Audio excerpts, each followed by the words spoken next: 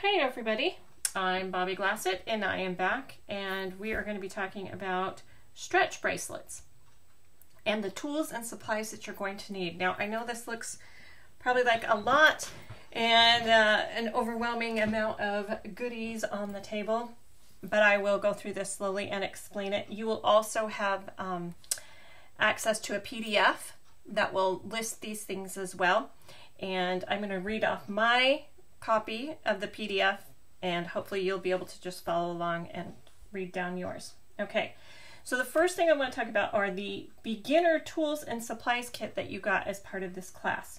So the very first thing on my list is the bead mat. Okay, and that's this little piece of fabricy looking stuff. Yours probably looks slightly different than this. I think it's a lighter color. And this is great for putting your beads on. When you have beads on it, they do not roll away. So that is super awesome to have around. All right. I don't have much of a bare table here. Let's show you here. So if I pour these onto my table, you can see they go everywhere, right? And I have another kind of bead mat under here. This is a sticky bead mat.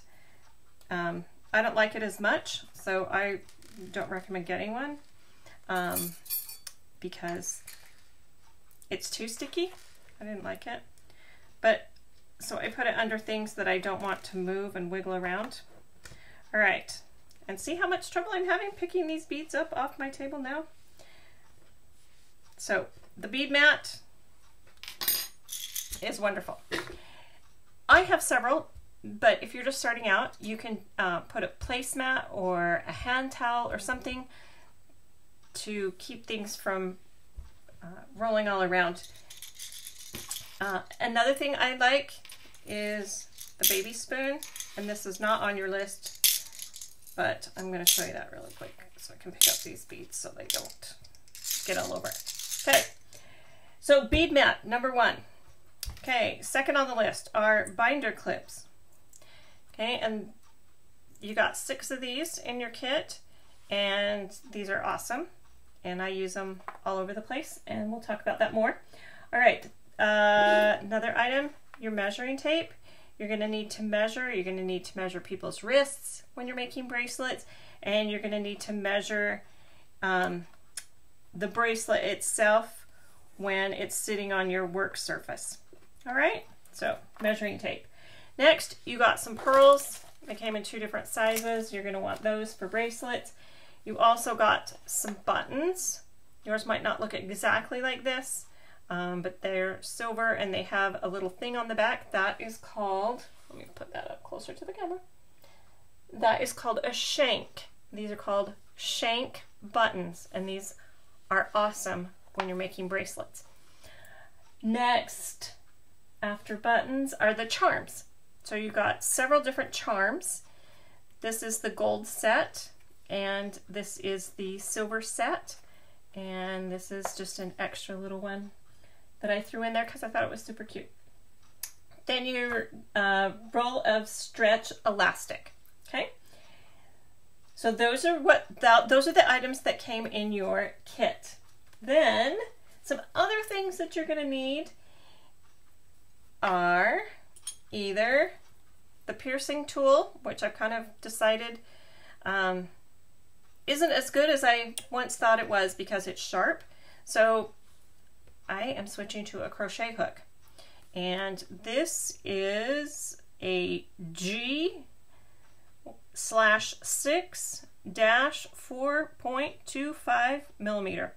And I don't think it really matters. This is kind of the basic size if you've ever crocheted. My mom was a fiend and crocheted like crazy. So this is probably one of hers. I got hers when she passed. All right. So crochet hook, tweezers. Now, this is a more expensive pair of tweezers that I got from close to my heart. And they're dynamite. I love them, but you don't necessarily need to have a $12 pair of tweezers. All right.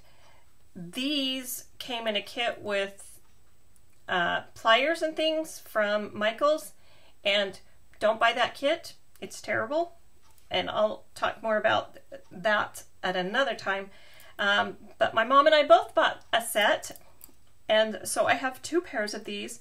These are not super great tweezers, but they work when you're making bracelets, and I'll show you that when we get to that. All right, so if you can get 2 pairs of tweezers, I did see that Dollar Tree has tweezers, and they have like a set that's got 5 or 6, and they're probably not good tweezers, but you don't need good ones. All right, you just need something that's going to be able to grab this elastic. So this won't get your eyebrows very good, but for elastic, they're great. You're going to need scissors. Almost always you're going to need scissors. Then some other things that are nice to have, but not necessary. So if you're just starting out and you're trying to keep things cheap because you're exploring this hobby, then these are things that you can get down the road after you decide, if you really love it, that you want these. Okay, so this thing sitting here is called a bracelet board. This one's from Michaels. They're $5, so not super expensive. And it has different sizes of bracelets. Here, let me move these. These are the different sizes of bracelets. So this is a 7-inch bracelet, and this is the size I wear. This one, let me move these.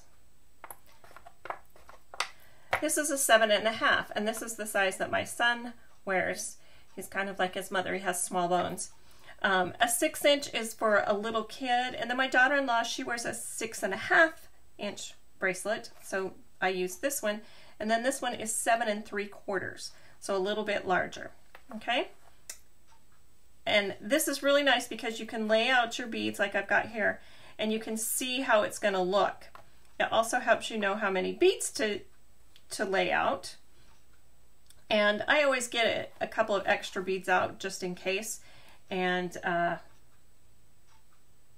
because sometimes once the holes get all lined up the same, it's just a slightly different size. Okay, so the bracelet board, not required, but very nice. Other things that I like to get these, where did I get these? I probably got these from Dollar General, and Dollar General is not everywhere in the world. These are just little disposable shot cups. I like the ones without a big rim. I have some other ones that have this bigger rim, and they're just not as sleek. So I like these better. And then the other thing I like to use are these little bowls, because you can just throw things into them. And these are from Dollar Tree. I think you get 12 for $1. So those are super nice to have.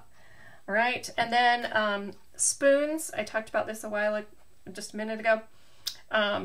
This kind of spoon is super nice because when you have, and I'll show you, when you have beads inside a little spot like that, the point will get in there and you can scoop those beads up. And if I were to try and pick these up, I literally can only get 1 bead at a time. So it saves you from having to do those monotonous, boring little tasks, like picking up all of your beads. Okay? So that's what I use a spoon for. And you can just get measuring spoons. I've even got some plastic ones around. You just need something that you can, and if you're on a bead mat, you can kind of get up underneath and scoop up your beads. Okay? And you can move things, you can move beads around on your mat as well. Okay? So that's spoons.